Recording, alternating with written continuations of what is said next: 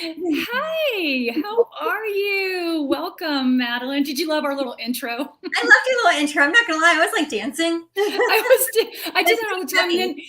then I see it's live, and I'm like, oh wait a minute, I'm in charge here. I'm not back here dancing.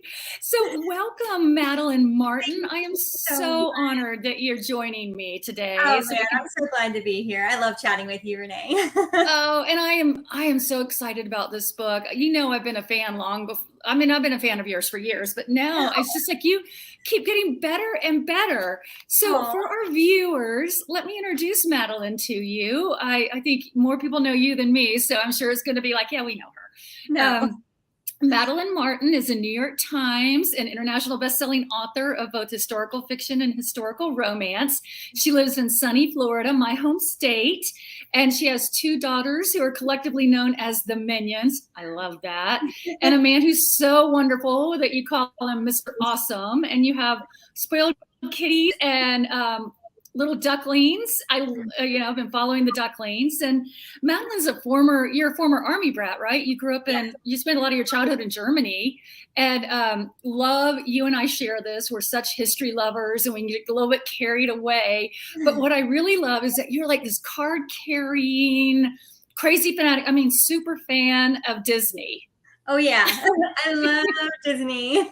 I know. I vicariously, I kind of stalk you on Facebook, and I vicariously live through all your trips. So welcome, Madeline. And today we are going to talk about your book, The Librarian Spy, and it comes out, yay. Okay. Cause I don't have the, I know it sounds exciting to do on the Kindle because then you're just like, yay! there it is. But I have read it, and I have to tell you, I gobbled it up. I think I was about halfway through, and I think we were heading to Sheboygan, Wisconsin, because everyone wants to go there in the summer. And I had to stop and text you, or I think I Facebook messaged you to tell you how I was loving your story. Yes. It's so good. So why don't you give us a little summary of what it's about? Okay, so basically the spy and oh goodness. Okay. You're among friends. You're among friends. Over. So, this is what happens when it's live. So basically during World War II, American librarians were being sent over to neutral countries to gather intel, like clandestine newspapers, pamphlets, like whatever they could get their hands on to send information back to America. So I thought, well, what would it be like if we had this American that kind of got tossed into the situation? And so that's why she's in Lisbon doing all this research. And the other half of the story takes place in Lyon, France, where there is a woman who is working with the French resistance at the printing press. And they actually used to do coded messages in their newspapers. So basically this coded newspaper makes its way to Lisbon, Portugal. And that's sort of where the story is. That's how they connect. So you've got, we'll get to the book in a minute, but I just kind of wanted to dig into Madeline today, because I know you've got your releases coming on Tuesday. So we're going to talk about Madeline first, and then we'll talk about the book. Okay, so tell me your research process, because I know what it is, and I'm a little jealous of it. So I just share with us what your research process is. So I try to do research like way in advance before I do anything. So I'll research for about 9 months. And then right before I put the book together, I try to go on site and get to travel to the places that I'm writing about. So with this book, I got to go to DC, to the Library of Congress. I got to go to Lyon, France, and also to Lisbon, Portugal. And I'd been to France before, not Lyon, but I had never been to Portugal. And I was just completely blown away by how absolutely beautiful it was. So, yeah. So do you think, I love that you do that. You basically walk in the same footsteps as, your characters. Yeah. So tell me, we've had I'll give a shout out to our people in a minute, but tell me, I think it's so wonderful that you do that. Do you think that as you're walking these streets that your heroines are going to be walking, do you sort of check into, do you feel like you're in their skin? Does that help you? Or do you feel like you get so caught up in the city that you have to pull back a little? Oh, no, I absolutely 100% feel my characters in me while I'm walking around, because at this point I've done enough research that I have an idea of these characters in my head. In fact, I've Okay. usually started kind of fleshing them out a little bit, because I always like to flesh out my characters before I flesh out my plot. And so, because I feel like you have to know your characters I before you agree. plot your book Mhm. out. And so, anyways, it's very powerful when you get to experience, like, walk in the sort of the shoes of where your characters would go.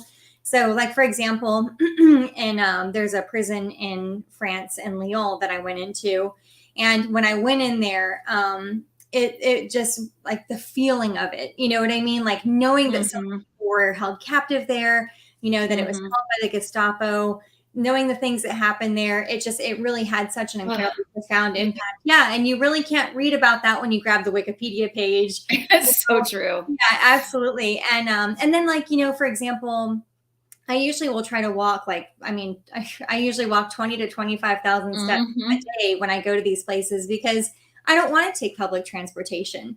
I want to Mhm. walk the streets. I want to remember what street connects to what street. I want to look Mhm. around what's around me, because a lot of these times the shops will be original to that time period. Especially if Mhm. it wasn't bombed, you have all these original locations, and just breathe in the air, look at the trees, take it all in. Mhm. And I feel like it really does offer so much more context for being able Mhm. to write those scenes.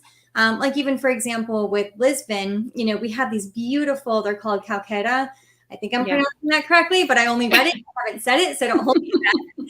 I hate those. Sounds good to me. I don't speak Portuguese, so go with it. We're going to go with that. So it's these limestone and basalt chunk mosaics, really, that are covering all of these Mhm. walkways, and they're absolutely beautiful. I mean, they're all over Portugal.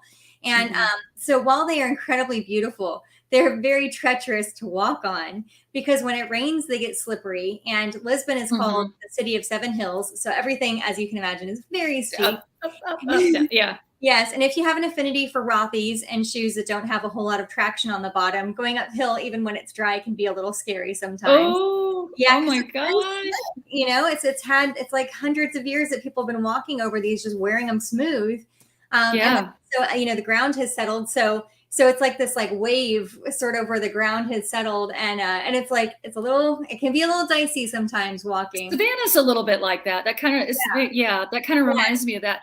That is so, I mean, I'm, like I said, I'm jealous, but I bet also you can get like the scents and the smells and just the Yeah. feel of the air. And I don't think we always get that, well, you said, when we're, looking on Wikipedia and even Google Maps. We Right. can walk the streets, but it's not the same, because that's what I'm doing right now. I need to get to Paris, but right now I'm walking the Google Maps streets with my heroines, and it's a little bit harder. So I'm so glad that you do that. And I can tell you, our viewers, that when you read this book, you will know that this is a native, like, you write like you were a native. I Oh, was so thank you. impressed. I mean, it really kind of took my breath away. And hi, Sue. Sue's here. And I know we've got some others from Thank Tallahassee you. and So fabulous. Nova Scotia. So thanks for joining us. And then I know we have a question about, are your characters based on specific women? And if I remember correctly, they're kind of like loosely based on real women, right? These Correct. characters. Yes. So, Yeah. so my Ava and heroine, Elaine. yeah. So my American heroine, the American librarian, she's more based off of an idea. They did actually have Mm. women in the IDC. There was one particular woman, but man, she was amazing. She had everything under control. Like, she was so good that even the people up in charge of her were like, whoa, blown away. And Yeah, right. a lot of the people with the IDC, with this information gathering group that worked with the Office of Strategic Services, they were really sent to Lisbon with no idea what they were doing. So if you guys are fans of 007, Ian Fleming's Casino Royale was actually based off of his time in Lisbon during World War II.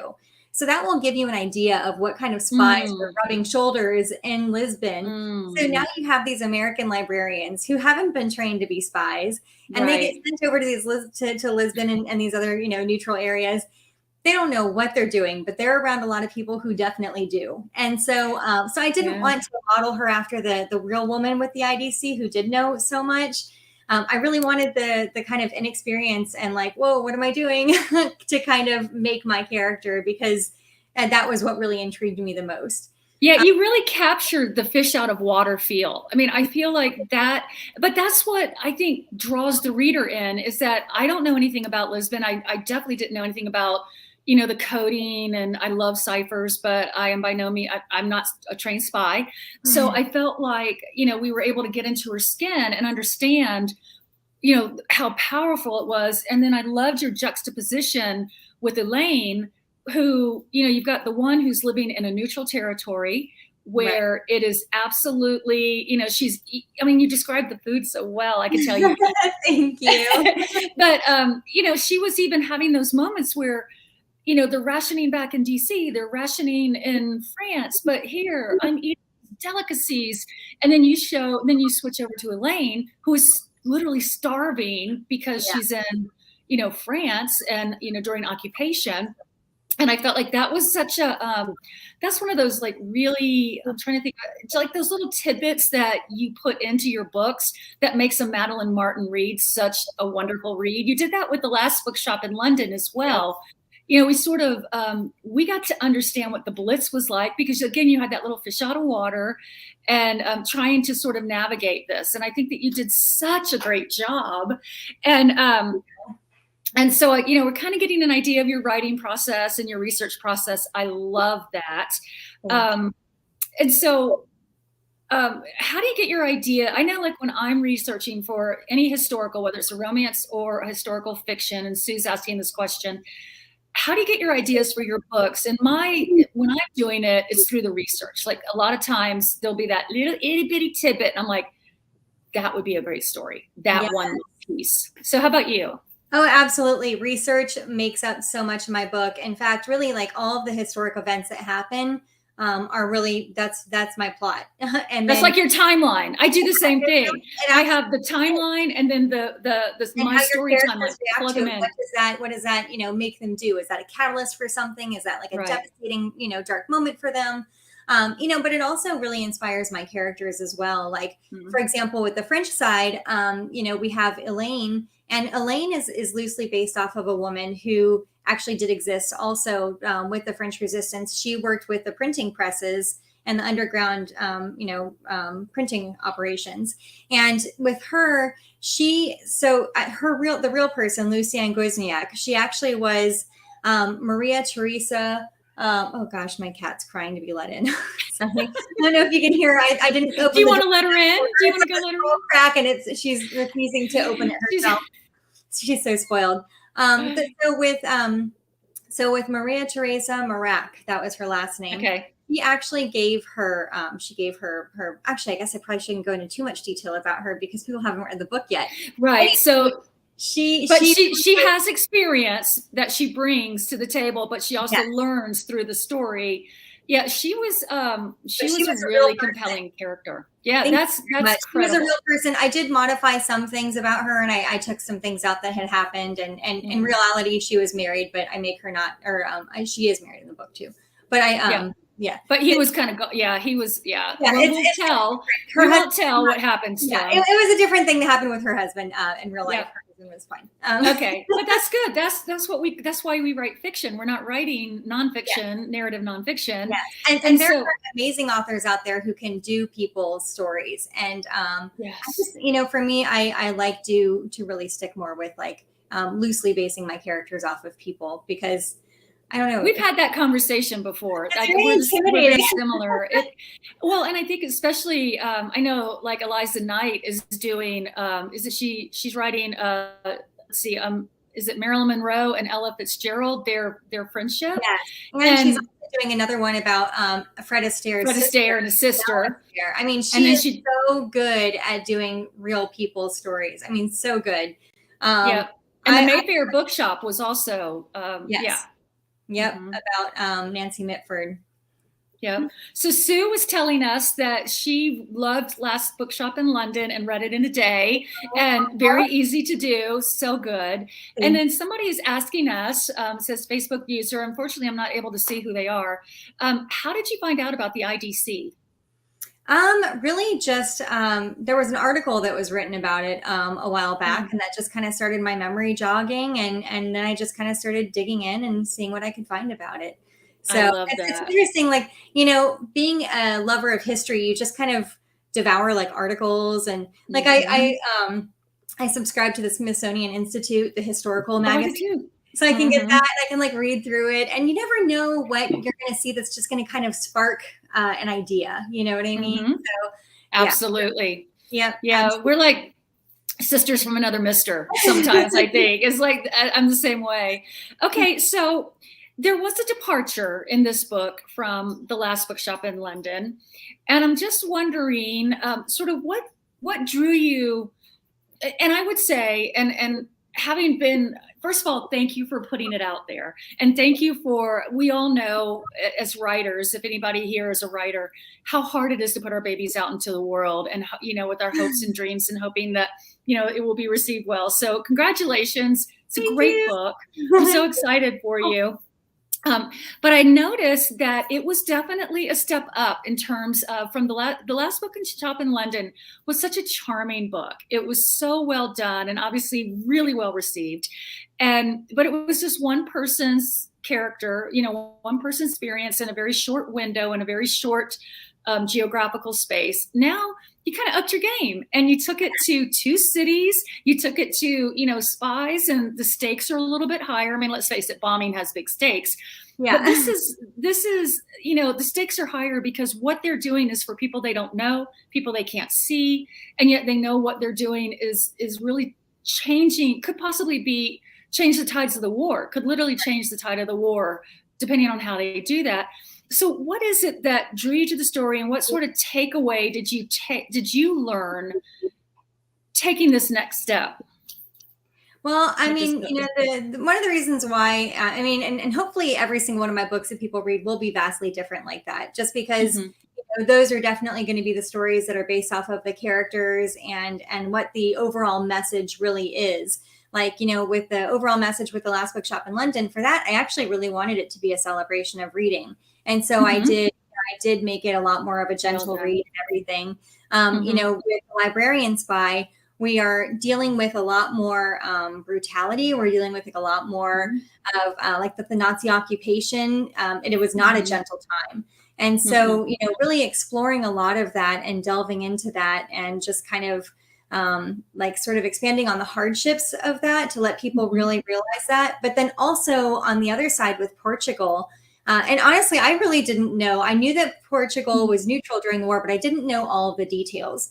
And researching it, finding how all of the refugees from Nazi-occupied Europe were really collecting in Portugal because of being neutral, and hoping that they could go to different parts of the world that were also neutral or that were, safe to go to with the Allies. And would let them in. Right. Yeah, exactly. And so they really were like in this like holding pattern where they just were waiting for exit visas, transit visas, whatever kind of visas could be thrown at them.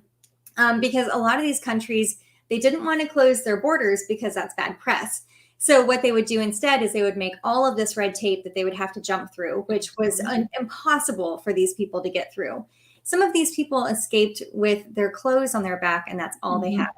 And the people of Portugal were so welcoming and loving. They had so little already, and they gave freely of everything that they did have to help with everybody, like the refugees who were there. And I really wanted to highlight that just because they were in this place of relative safety didn't necessarily mean that it was always a safe place, that it made them feel any better, and really what they went through, because it was, I think sometimes the waiting game is almost worse, that interminable wait, wondering what's going to happen. It's just, it was really, really tough. So I really wanted to. You really captured that. You built. I'm not gonna spoiler alert, but you have a couple characters really from both sides, really experiencing that, and also because I know I use Sweden, I use Stockholm because that was also a neutral territory in my book coming out, and I dealt with the refugees. Thank you, but I dealt with the refugees in the 30s, like prior to the war, and the one thing that I found in these neutral territories is they were really hotbeds for spying. Like they were neutral, But and everything that I could tell, reading your book, it was also just this crazy war was going on, but it was a clandestine war going on in Portugal and Sweden, and so I felt like you really captured that, and it was interesting because I think that in your Lyon part there was more of immediate danger. Right.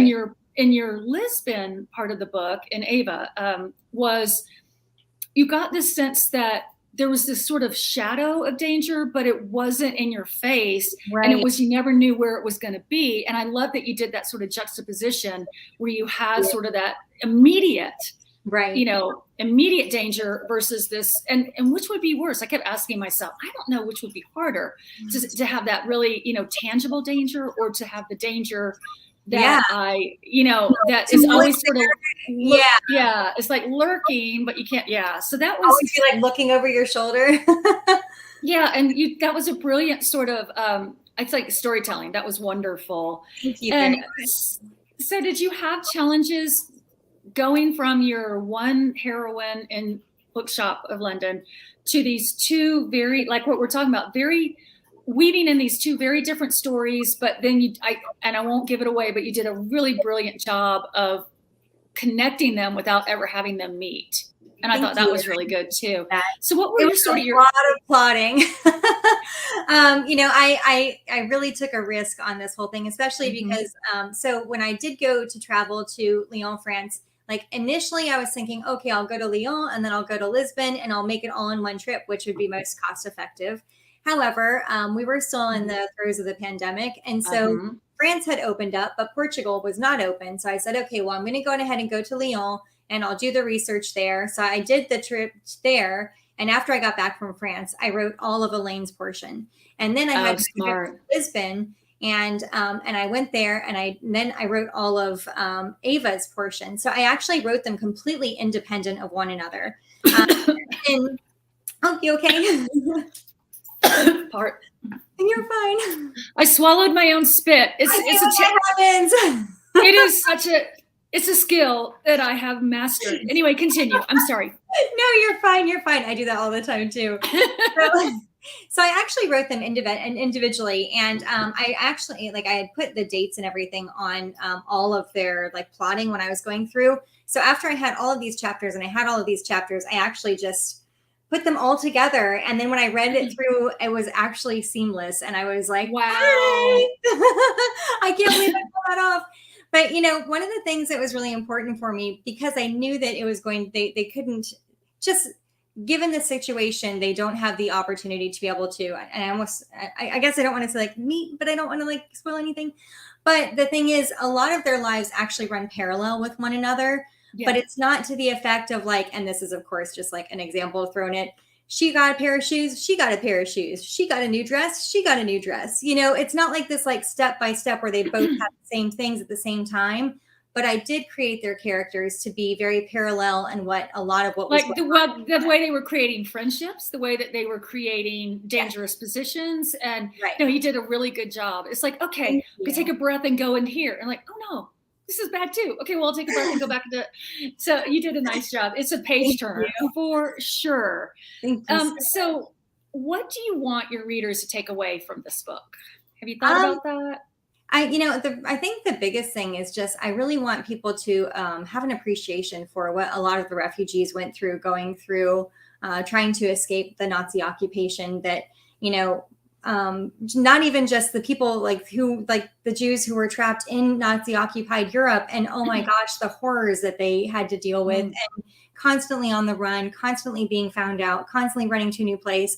And then to go to a place like Lisbon, Portugal, where you think you're going to be safe, but then you're always worried about a visa not coming through and the police arresting you, and they're scary and horrible. I mean, it's just, I really want people to really fully appreciate what the refugees had to go through, and also the people who were brave enough to step up and do the right thing and to help them, and how much they put at risk, and many times for people that they didn't even know. So I would love for people to take that away.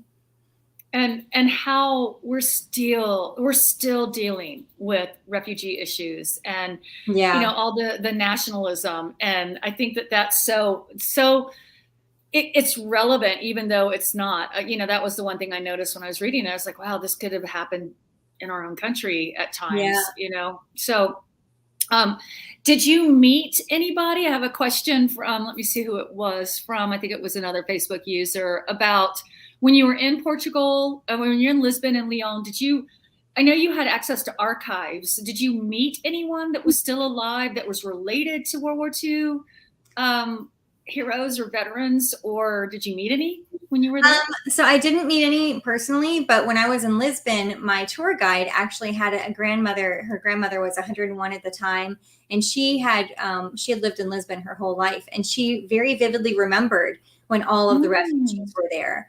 And so she would ask her questions, and then she'd come back and share all the details with me.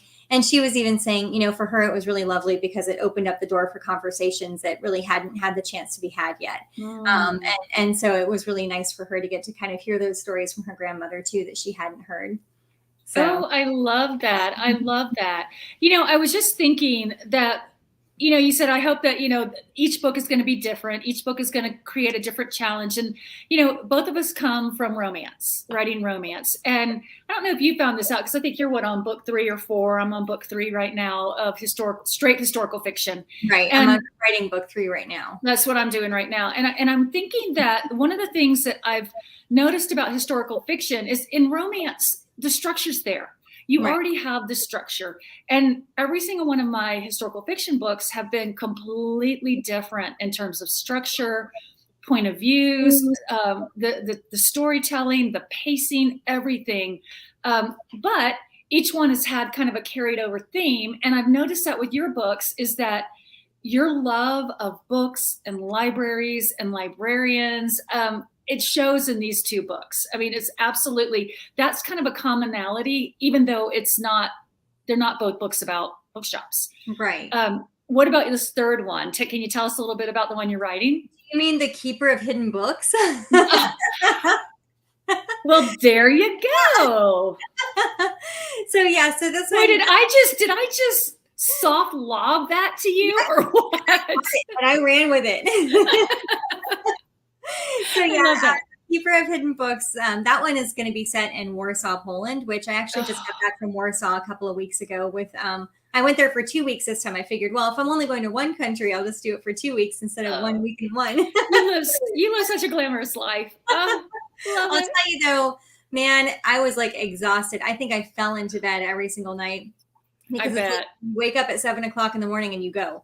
I would do, because I did 5 different tours that ranged from 8 hours to 16 hours. So much. Oh my gosh. And Warsaw has so much World War II history. I mean, it's just, and now, do you have a is your heritage connected to Poland for some reason? I think that. So I actually am Polish, which is interesting because so Poland actually hasn't really been Poland for very long. Really, it was kind of, oh my gosh, Belarusia and Austria and Prussia, I think. And so those 3, so my family is more from Poznan, which actually is more like the Austria area. So a lot of our family traditions that have been passed down are more Hungarian and they're more German than they are, quote unquote, like the quintessential Polish. Yeah, exactly. Right. So it was really interesting learning that, like, just, you know, learning so much about it, like, you know, the Treaty of Versailles, when it was signed after World War I, is what gave Poland its independence as a country. They had just celebrated 20 years of independence when the Nazis attacked. I mean, it's they chopped Austria up, and so Austria was cut during that time, and so there was a lot of anger in the Austrians when they got cut, and then Poland became So it's such a fascinating fact. Oh, I cannot wait. So when is that book coming out? Do you have a date yet for it? I don't have a date yet, but I did just, my publicist or my editor has been reaching out to me about finalizing details to get the back cover blurb put together and to start working on cover concepts. So that's the fun part. That's so fun. I know it's nerve-wracking, but also fun. And so that one, I'm assuming it probably will end up coming out summer 2023. It's due on October 1st, so I'm trying not to freak out. I have a November deadline, so I'm kind of right there with you. Yeah. So, okay, so I have 2 more questions for you, and then I'm gonna let you go. So your book doesn't actually, right now, everybody pre-order so that you can get that book, into your hands. And if not, go to Barnes and Noble, go to your local retailer. So you've got the release day is going to be, what is it, in 5 days from today. Yeah. What do you have planned for release day? So I'm actually doing a book event at this really cute little bookstore and bistro called Story and Song. It's in Fernandina Beach. I don't know if you've ever been to it, but the owners there, Mark and Donna, they're so great. So they offered to do a launch party. So it's like a literacy and luncheon. So what they'll do is they'll theme the food around my book. They did this before for Last Bookshop in London too. And then Mark comes up on stage, like on the little pavilion with me and like just kind of asks like conversational questions about my book, and everyone's there. And then there's a book signing afterwards. And I'm very happy to say that it sold out. Yay! Not surprised. It's always surprised. Thank you. It's always so scary being like, oh my gosh, what if like 5 people come and it's like my family? You created such a wonderful book with The Last Bookshop of London. I think this one's going to do even better. I just can't wait to see how successful you are. Thank you. So one last question. Okay, so Disney, what's the draw? Because I love Disney, so I have that connection. So what's the draw? What's the draw? What do you mean? When am I going back? Like, no. When you're going back, and why do you love it? What's so great about Disney? I think I just love it because you just kind of get to go and cast off being an adult for a little while and lose yourself in the facade of being a kid all over again. You get to wear mouse ears that are glittery. You get to wear adorable little backpacks that light up and have glitter all over them. I can wear shirts that have adorable, fun sayings, and my husband matches me because we are totally that cool. I love you too. I love that. Have you seen? It's called Flightless Bird Podcast, and it's a whole. He's a Kiwi. He's from New Zealand, and so he's trying to understand American things. And he does this whole podcast on Disney adults. And you need to. I will send you the link to it because it is hysterical. Because he went out and he interviewed, and the thing that I thought was such a great somebody that loved Disney, kind of like you, and I mean, many people replied the same way that you have, was that when they were kids and they went to theme parks and Disney, it was always your parents the whole time are saying, no, you can't have that. You can't have that. But when you go as an adult, there's no, because you can get whatever you want, whenever you want, and do what you want, and no parent telling you no. Get the popcorn and the Dole Whip. That's right. Because it is your choice, and you can wear the ears and and you can walk into the store and buy goopy ear. You can buy your 12th pair of ears because you're an adult. So I love that. I love that. So listeners, or I shouldn't say listeners, viewers. So Madeline, how do we find you? So you can go to my website, which is madelinemartin.com. And you can also I'm on Instagram and Twitter at Madeline M. Martin, because somebody took Madeline Martin before I got a chance to. Should have been faster on the draw. And I'm on Facebook, Madeline Martin. Come find me. Friend me. I'm there. Okay. And you know what? You need to find her and go do a little bit of backdating and find out about your little duckling adventure. Because that has been, how did you end up with little ducklings? What was the story behind that? So my daughter was a camp counselor at horseback riding camp. She loves horseback riding. And one of the mom ducks, I guess, sort of like abandoned her ducklings, and they knew that they would all end up dead. So all the kids like pitched in and they all took these ducklings, and we got 2 of them, and they are adorable. They poop nonstop, but they are absolutely adorable. And I love the duck diapers that y'all made. That my gosh. The best. They have little diapers. I love it. Oh my God. They're huge now because we had to take them back while we were in DC this last week, and we just got them back. So, but I am honestly hoping that they go back they're going to go back to the farm and they feed them and take care of them. So for anybody who's worried about them being too domesticated or anything, they're going right back into a domesticated situation. So they'll be fine. Oh, that's good. That's good. Yeah. Well, I'm so excited. Again, I'm so honored that you stopped by. Thank you. And best wishes with this book. I know it's just going to fly off the shelves. I hope that you hit every one of the lists again, and that, because I tell you what, readers, you will not regret reading this book. And it's a fast read.